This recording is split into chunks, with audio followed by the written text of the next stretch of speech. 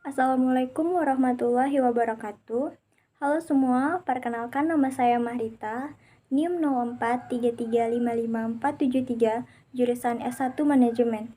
Video ini saya buat untuk melengkapi tugas diskusi 4, mata kuliah Bahasa Indonesia, dengan topik COVID-19 dan gagasan yang saya buat adalah dampak COVID-19 terhadap perekonomian masyarakat. Sebelumnya, kita ke pengertian COVID-19. Virus corona adalah jenis baru dari coronavirus yang menular ke manusia.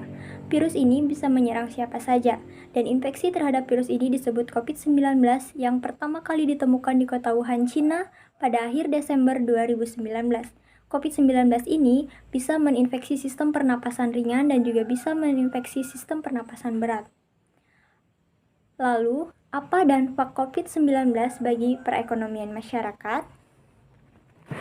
Pandemi COVID-19 tidak hanya melanda kesehatan, tapi juga perekonomian masyarakat. Sejak pandemi, banyak sekali bisnis yang tidak bisa bertahan, mengalami kerugian hingga bangkrut karena menurunnya daya beli konsumen. Lalu, kerugian apa yang dialami masyarakat? Penurunan drastis penjualan dan pendapatan membuat banyak masyarakat, bisnis kecil mengalami kesulitan ekonomi. Selain itu, anjuran social distancing yang menurunkan aktivitas jual beli, seperti di pasar contohnya, karena tidak ada pengunjung yang datang.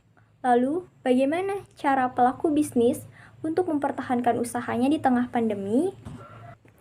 Adanya pandemi membuat pemerintah mengeluarkan kebijakan pembatasan mobilitas masyarakat dan menerapkan social dan physical distancing, sehingga untuk memenuhi kebutuhan sehari-hari dan berbelanja, masyarakat lebih memilih layanan digital dan platform digital daripada harus bertatap muka di pasar atau ke toko. Transformasi digital adalah proses atau strategi penerapan teknologi dalam aktivitas operasional bisnis. Digital marketing memungkinkan para pelaku usaha memasarkan produk tanpa terkendala kebijakan selama pandemi. Sementara itu, perubahan dinamika pasar yang disebabkan pandemi juga menciptakan layanan pengiriman makanan online yang dapat diakses melalui GoFood dan GrabFood yang telah menetapkan prosedur mekanisme pengiriman dan prosedur kebersihan yang ketat untuk terus melayani konsumen. Dari hasil penelitian menunjukkan bahwa UMKM yang menggunakan digital marketing mampu bertahan bahkan meningkatkan penjualan tanpa mengandalkan toko konvensional. Dalam bisnis pun, COVID-19 membawa pengaruh yang signifikan. Meski cukup banyak bisnis yang mengalami penurunan penjualan, namun sebagian besar pebisnis merasa bahwa batas operasi dan kemampuan untuk membuka bisnis baru, serta produktivitas karyawan tidak banyak berubah selama pandemi. Bahkan banyak mengalami peningkatan. Hal ini menunjukkan atau menjadi bukti bahwa perubahan akibat COVID-19 membawa dampak yang berbeda-beda bagi setiap orang.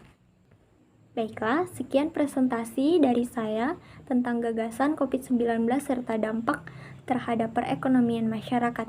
Sampai jumpa lagi dan wassalamualaikum warahmatullahi wabarakatuh.